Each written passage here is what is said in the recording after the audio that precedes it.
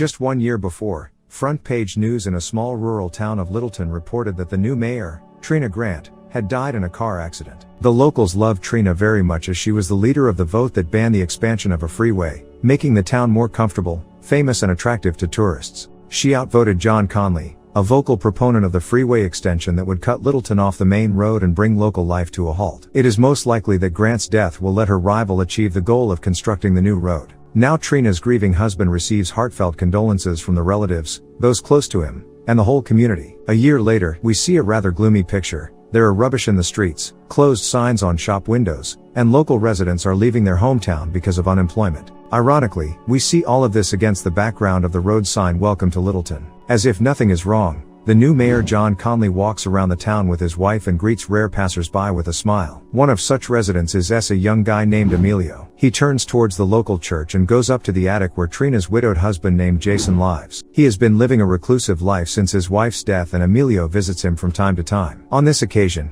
he brought candles and cakes to Jason as well as his new funny caricature pictures. Jason finds himself in those pictures and also Mayor Conley. He laughs, praises Emilio's talents and advises him to continue. In turn, Emilio asks Jason why he is living in this depressing attic in a church. He says that after his wife's death, he can no longer live in their former house, while the pastor lets him live here as long as he helps out.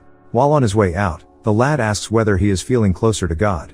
Jason thinks hard about this and remembers that Pastor Nikki visited him after his wife's death. She always supported the grieving husband and helped him move forward. In gratitude, he offered her help in cleaning up the cluttered attic of the church. While Jason is busy cleaning, he comes across a strange board with the exact replica of their city. This replica is so detailed that it contains even the smallest things of the real city, including the holes and cracks in the ground. Having looked closer, Jason notices some mechanism under the board and tries to make it work. The gears start turning, a light appears in the windows and the town comes to life. Jason is thrilled when he suddenly becomes shocked. Having looked into the attic window of the church, he notices his own small figure. This is exactly where he is right now. To see himself a bit clearer, Jason sprays some water onto their window. As soon as he does that, he sees that there is actual drizzling outside the window. He comes to understand what is happening very quickly. He sprays even more water and observes how the rain outside becomes more and more strong. He puts out his hand, still finding it hard to believe his own eyes. Sometime later, Jason is sitting in a local restaurant and carefully listens to the customers' discussion of the rain, which was very weird and seemed to be happening in just one place. The restaurant owner tends to Jason in a friendly manner and complains of a lack of customers because of the road construction. Despite this, she treats Jason generously to coffee and in a businesslike manner instructs her son Emilio to paint the facade of the restaurant.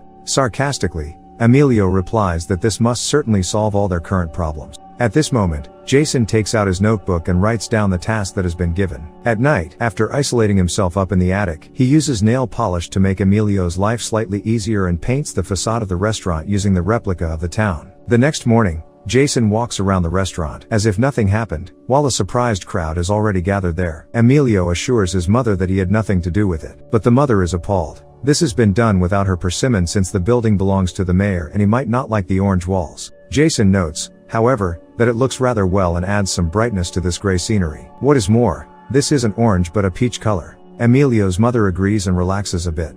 While on his way out of the church the next morning, Jason notices a poster showing Conley's election campaign. He carelessly takes it off the church fence and throws it away. At this moment, Jason hears a loud cry of an elderly woman who has twisted her ankle because of the big hole in the ground. He helps the lady and listens to the complaints of the older population about this eternal hole and other problems of this city. They point at a suggestion box installed for the mayor and note that it must have been ages since he looked in there last time.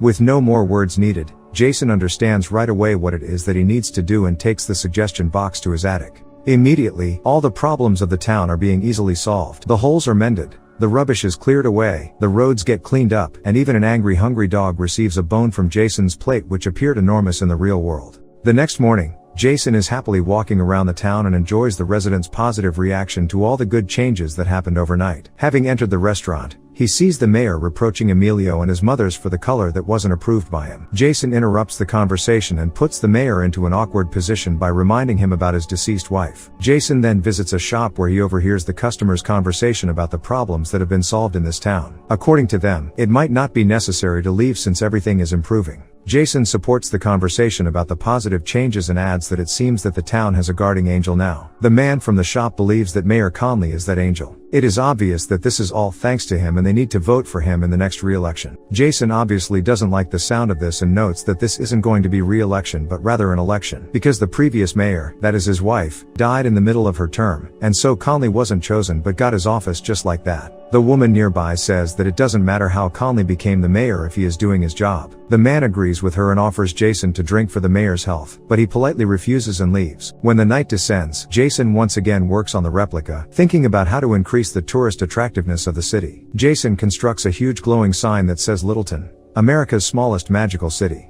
And now the city is filled with tourists. There is a line at the gas station, and you can't squeeze through the parking lot of the restaurant. The spirits of the population clearly improved with even the Sunday Mass being overcrowded. Pastor Nikki happily greets everyone she hasn't seen for a long time and points out that they have gathered today to celebrate a series of wonders that return their town to life. She doesn't know who this mysterious helper is, but she is certain that he needs to be thanked. Some of the parishioners cry out that it must be the new mayor. Conley's spouse asks her husband if it was really him, but he just shrugs his shoulders. The pastor says that whoever that is, he has taken responsibility for his friends, neighbors, and the entire town. This mysterious helper paints the buildings, fixes roads, clears away the rubbish, and attracts the tourists. Many express their gratitude to Conley, but Jason doesn't like what is happening. That night, Jason decides to punish the imposter and throws a small stone on the roof of his sports car.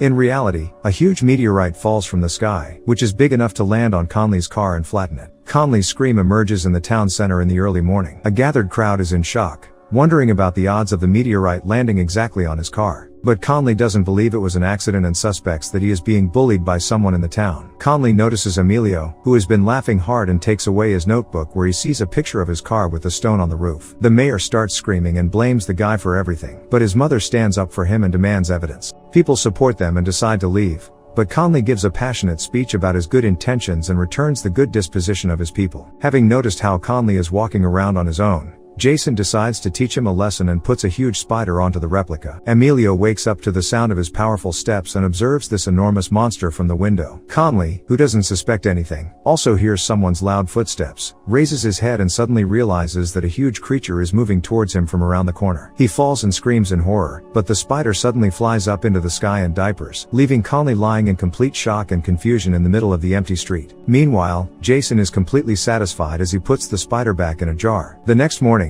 Conley walks with the pastor and complains to her that someone is constantly testing his faith and tries to play a trick on him. Conley then notices Emilio when he is painting a huge spider on the wall. He grabs him and asks him if he saw it tonight. The guy smirks, which annoys the mayor even more. In the evening, Pastor Nikki visits Jason, but he stops her at the doorstep to keep the replica a secret. She says that she worries about Jason's state. According to her, things are improving in the city and there are enough reasons now to have a more positive mood. Jason asks the pastor not to give Conley any credit because he is too selfish and greedy to help anyone, but the pastor replies that anyone can return to the right path. At night, Jason decides to improve the lighting by adding more light bulbs and signs, but the weak lighting system can't maintain it and the city plunges into darkness. Residents of the town gather for an emergency meeting in the church by candlelight and demand the restoration of the electricity supply. The mayor reports the problems to be very serious. The city's power plant failed because of the new lighting.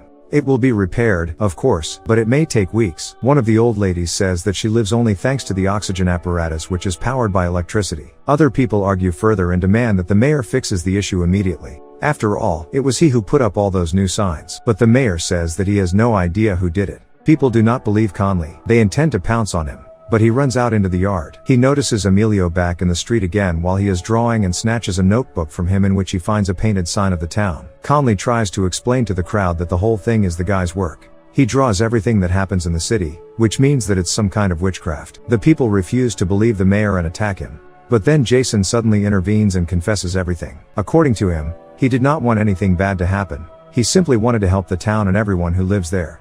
But things don't always go according to plan.